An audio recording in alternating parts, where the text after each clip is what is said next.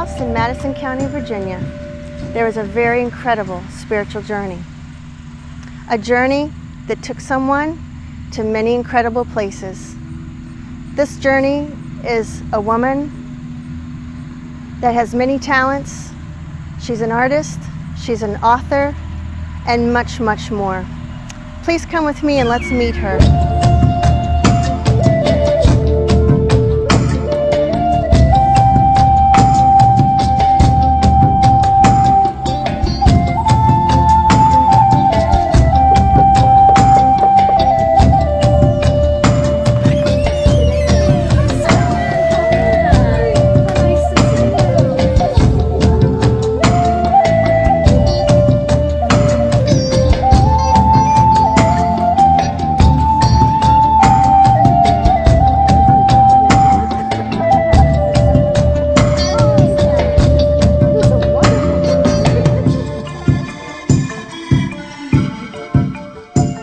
Good morning.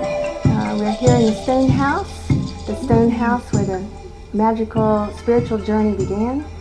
And would you like to introduce yourself, Carolyn? I'm Carolyn Greer Daly, and the stone house is really not where it began. This is a promise that was given to me when I lived in Maryland when I first started to do my writing. I would get the message about a stone house. And I had no idea what they were talking about, and so they promised me one, and it didn't come to pass for a long time.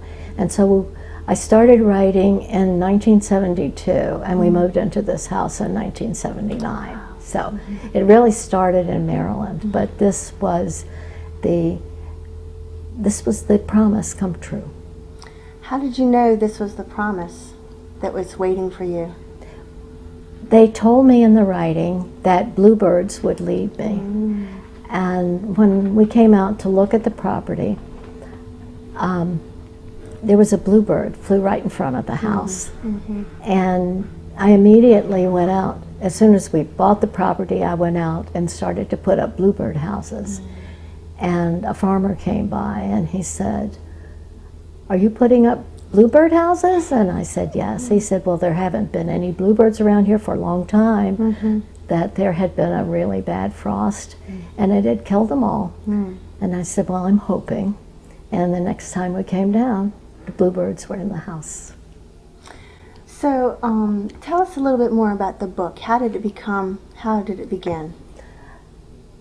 It really was just something I wanted to kind of keep as a journal for myself, because I would like to keep these events fresh and in my mind and not be forgotten. And then I started to do it more for my family, so that one day when I'm gone, they would know some of the experiences that I had. And then gradually, different people wanted to read it, and so I put it in the form of a little book and gave most of them away. Some of them when I printed up and I went back to a high school reunion, and quite a few people wanted them, so I sold a few. Okay. Are there some experiences you'd like to tell us about in the book, or? Well, there are some things that we were talking about before, and they were very nice, but there are also some very spiritual things in there. I wrote 3 poems, and I say it because it wasn't me. I had no idea what was coming out on the paper, what it meant. And when I started to read it aloud, oh my gosh, it rhymes. And so there were 3 poems. One was entitled Truth, the other was Lies, and the other was Memory.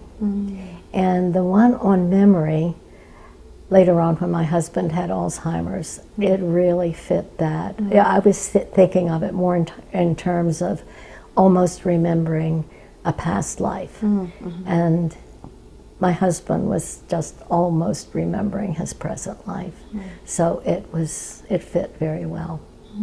But can you tell us more about who is speaking to you, or who is writing this when you're in this space? I wish I knew. There will be different names that would come out from time to time. The first one was mainly, it was making a little signature that looked like a little flower. And it turned out to be a cosmos flower, so I thought maybe this is a message from the cosmos. That's interesting. And as a symbol. And then one day when I went to Swannanoa, was kind of a rainy day. I was going to visit my cousins in Sharando, and so it was so because it was so rainy, we decided to take a little trip up to where President Roosevelt's Four Freedoms were built, but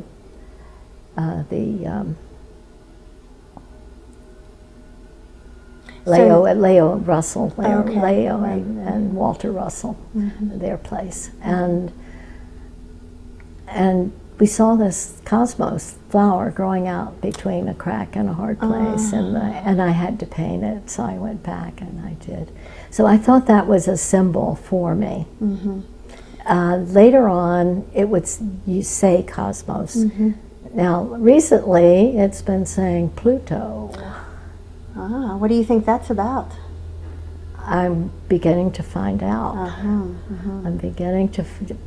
The first message from Pluto was that it was time for us to be bold and not be hesitant to talk to people about the things that are going on, such as the writing, because they're not something to fear. Right.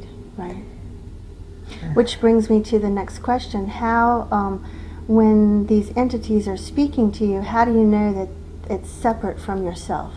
What are they saying? How do you know, oh, this is not me? For one thing, what comes out, because they will say something that will make absolutely no sense to me at the time. I mean, like the blazing fires, that made no sense to me until it came to reality and it happened. But I know it isn't me because it will come out with things that I had never crossed my mind. I mean, for instance, the poetry. You can't write poetry that fast. No, you can't learn poetry that fast. No, you can't. No, you can't. So, any other commonalities between the writings? The handwriting changes from time to time. I will tell you one instance, and then this was an incredible thing that happened recently, but it started really back in grade school. I was Cinderella in a play, and I turned it into a comedy because I had I'd played kickball in the back alley, and I busted my toe so bad it was the size of a walnut. Oh my goodness. So needless to say, Prince Charming had a hard time getting that slipper on my foot. And I had a hard time losing it. And so I had to give it a couple of kicks, and it went 3 rows into the audience. Oh my goodness. So the Cinderella turned out to be a farce. But there was a young man who was in my grade school with me, and he also went to my church. And he, from that day, called me Cinderella. And we lost touch for a long time, but a few years ago, someone from the church said that they had talked to Billy, and he wondered if it would be all right to write to me, an email. And so he did. And he was still very staunch in his religion, so I never told him anything about my writing. But he would text me from time to time, and he always addressed me as Cinderella, still Cinderella. From 5th grade to now, I was Cinderella. And he had a massive stroke. And some way that his daughter could not explain, he sent me a text message saying, "Hey, Cinderella, I'm going to be okay." And then a couple days later, he died.